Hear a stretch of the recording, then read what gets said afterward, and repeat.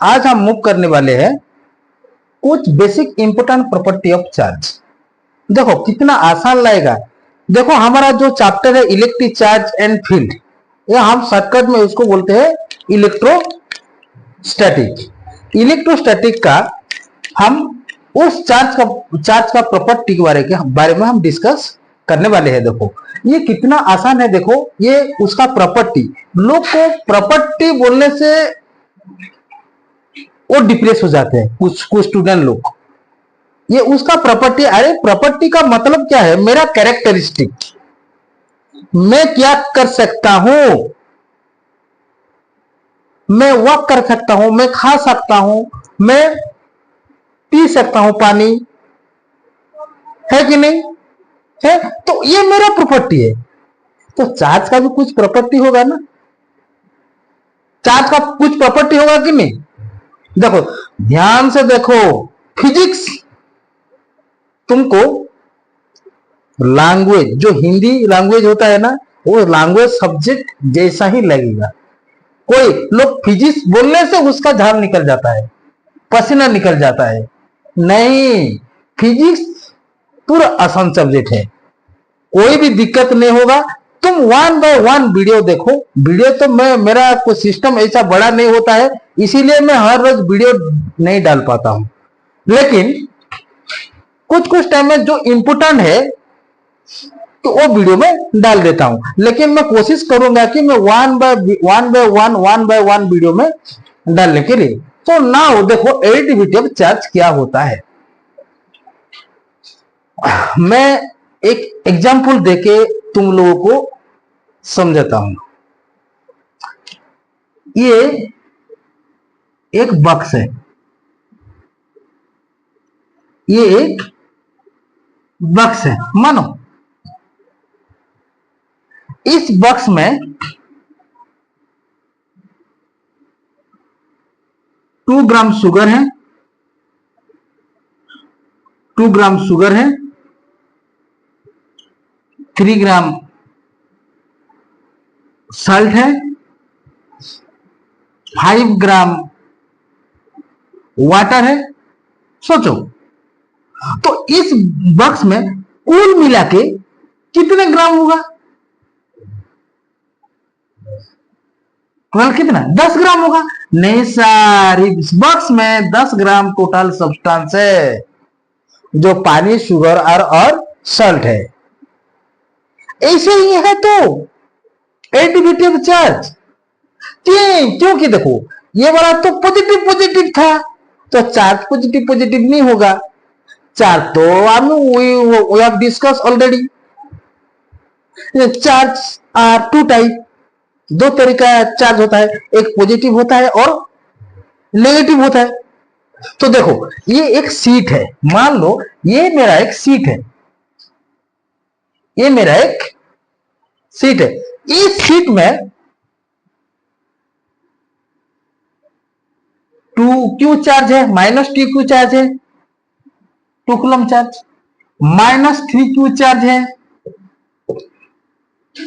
+5q charge है, -7q charge है, 1q charge है, प्लस में 1q चार्ज है, प्लस में 6q चार्ज है। तो मुझे पता करना चाहिए कि इस सीट में कितना चार्ज है, कितना चार्ज है, ये मुझे पता करना है। कैसे पता करेंगे? ये मेरा फर्स्ट कैरेक्टरिस्टिक देता है कि additivity of charge. Charge can be added algebraically. उसका क्या है? Charge always added algebraically. तो इसको लिखो, charge can be added, charge can be added algebraically. तो टोटल चार्ज कितना होगा? यहीं पे देखो, -1q प्लस में -1q है क्या? +1q। देखो +1q क्यू है, -2q +5q +6q -3q -7q। देखो उस सबको ऐड कर देना है, तो जितना निकल के आएगा वो मेरा टोटल चार्ज होगा। तो यहीं पे कितना होगा, देखो माइनस माइनस पहले इसको काउंट कर लो, -2q -3q -7q, ये हो गया -12। क्या हो गया, -12q हो गया। देन प्लस प्लस मतलब प्लस 4 को काउंट करो, 1q + 5q + 6q, 5 6 11 11 1 12, तो ये वाला हो गया +12। तो कितना चार्ज होगा, 0। कितना आसान है, कितना आसान है, तो चुटकी में हो गया कि नहीं हो गया। ऐसा न्यूमेरिकल आएगा, ये तो इजी न्यूमेरिकल है। इसका हेल्प से हमें आगे आगे बहुत इंटरेस्टिंग लगेगा जो न्यूमेरिकल हम करेंगे। देखो सेकेंड इंपोर्टेंट, ये मेरा प्रॉपर्टी है, इस प्रॉपर्टी के ऊपर न्यूमेरिकल आता है।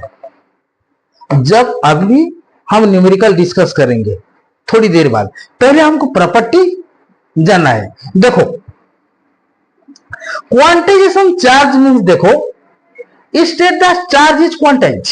क्वांटाइज का मतलब क्या है, देखो charge always exist if and only if it is the integral multiple of charge of electron. तो देखो चार्ज कैसे एग्जिस्ट होता है, plus minus n e electron, ऐसे ही चार्ज रहेगा। देखो ये एक फॉर्मूला, इसको फॉर्मूला मान लो, ये एक फॉर्मूला है, इंपोर्टेंट फॉर्मूला है। Charge always exist, charge is always exist if and only integral multiple of electron.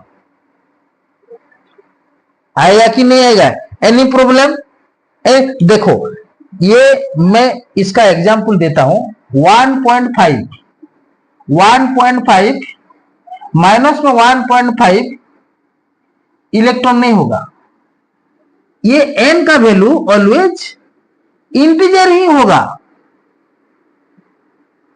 Integer, वो पॉइंट वैल्यू नहीं आएगा, वो फ्रैक्शन नहीं होगा, क्या होगा कि डेसिमल नंबर नहीं होगा। Always you should write always the value of n is integer. Integer तो तुम लोगों को पता है कि कहां से शुरू होता है, 0 +-1 +-2 +-3 आएगा कि नहीं आएगा। तो लिख दो, तो n क्या होना चाहिए, where n is an integer, very good, where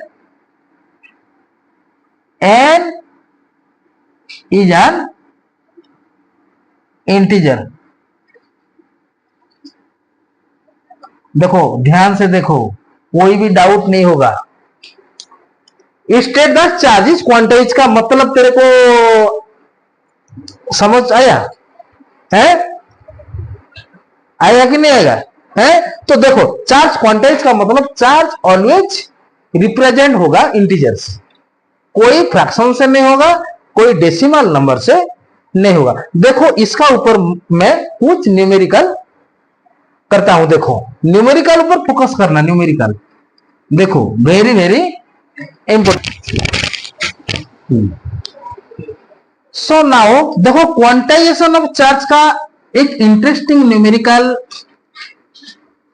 हम करेंगे। ये न्यूमेरिकल कभी कभी एग्जाम बोर्ड में पूछ देता है, ये सिली क्वेश्चन है और 1 सेकंड में होगा।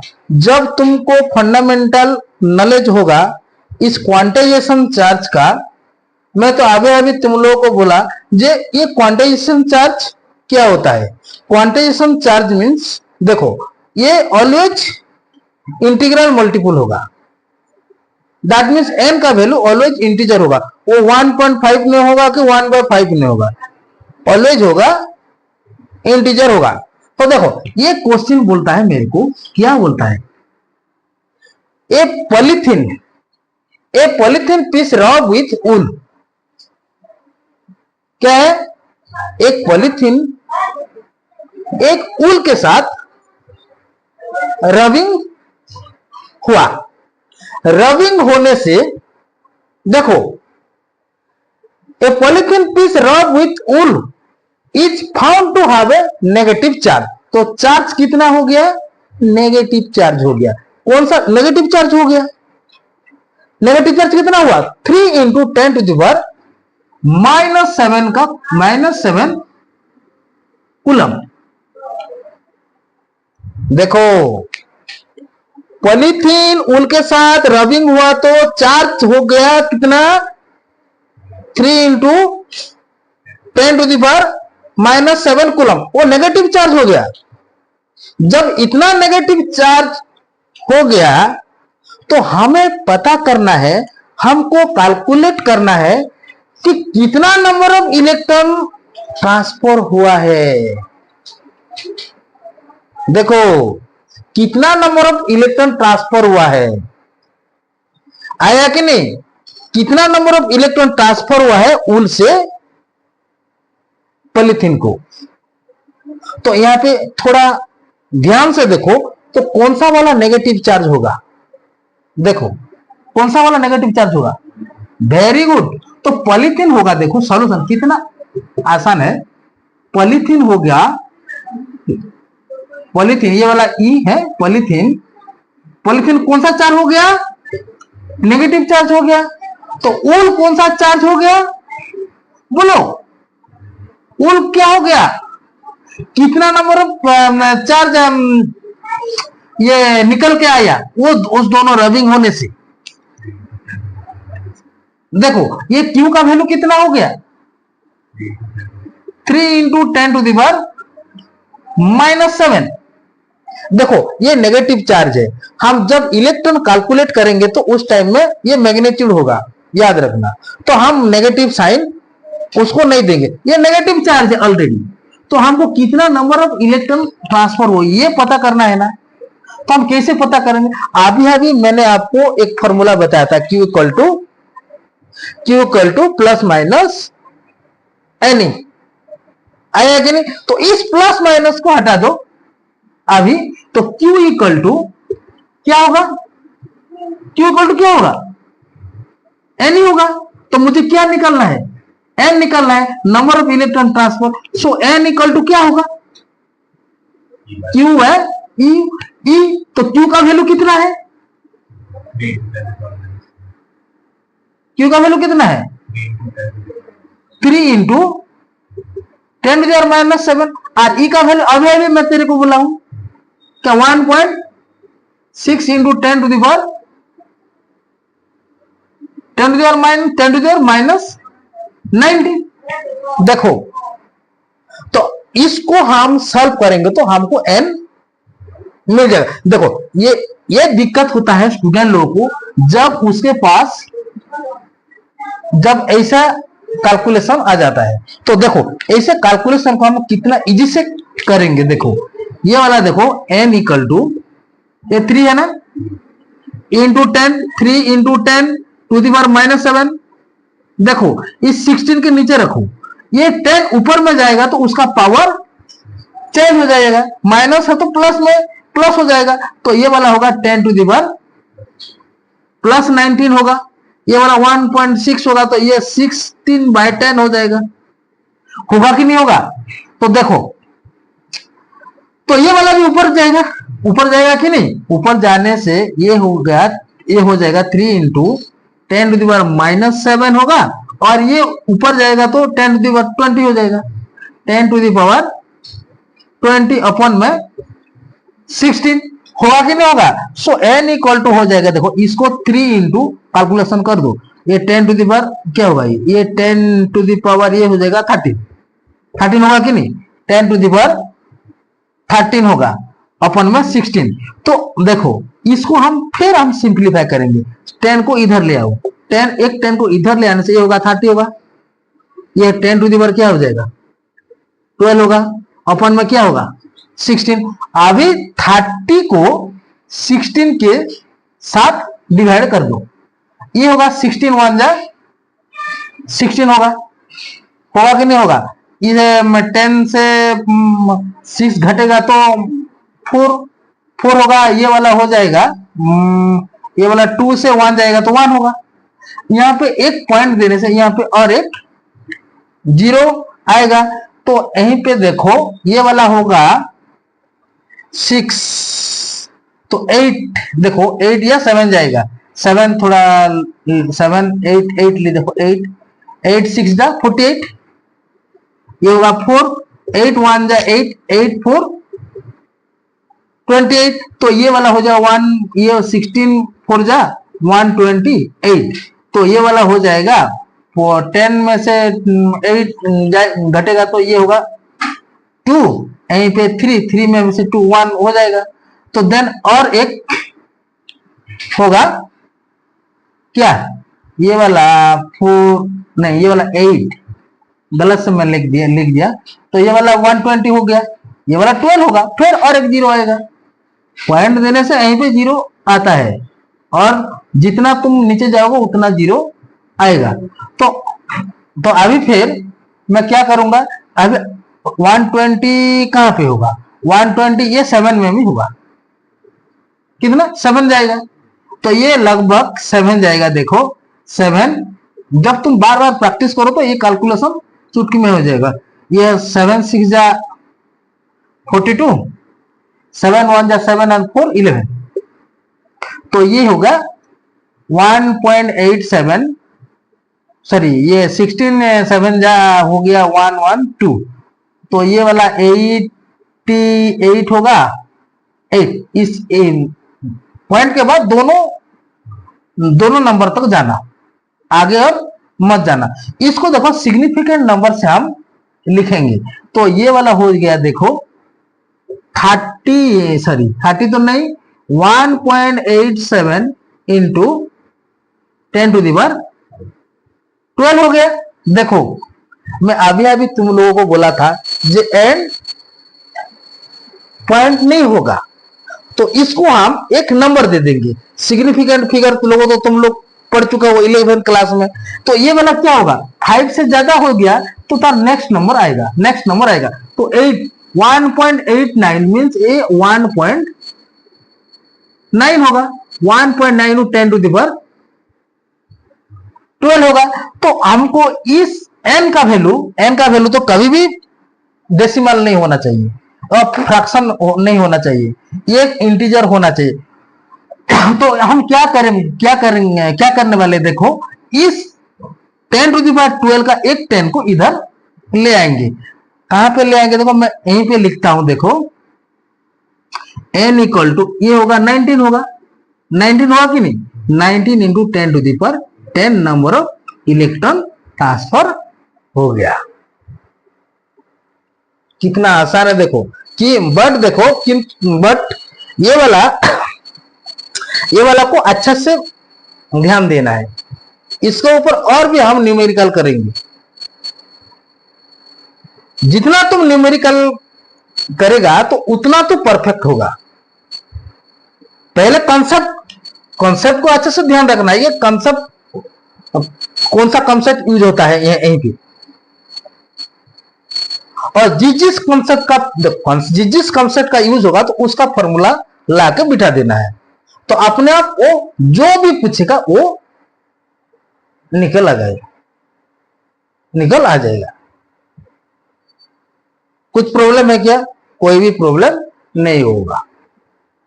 तो आज के लिए इतना काफी है। तो नेक्स्ट क्लास में और मेरा 5 और कुछ 50% स्टूडेंट आज ऑप्शन है, 50 या 60% स्टूडेंट ऑप्शन है। तो नेक्स्ट क्लास कल हम और इसके ऊपर और डिस्कस करेंगे कुछ न्यूमेरिकल। देन हम शुरू करने वाले हैं चैप्टर फर्स्ट लॉ, जो कूलम्स लॉ है। कूलम इतना सुंदर लॉ दिया है, वो लॉ उस चैप्टर फर्स्ट से लास्ट यूज होगा, एक चुटकी में हो जाएगा। जब कूलम्स लॉ तुमको पता होगा तो कोई भी दिक्कत नहीं होगा इस चैप्टर में। थोड़ा नॉलेज होना चाहिए स्केलर वेक्टर और यूनिट डायमेंशन का, और कुछ भी नहीं है ना। होगा कि नहीं होगा।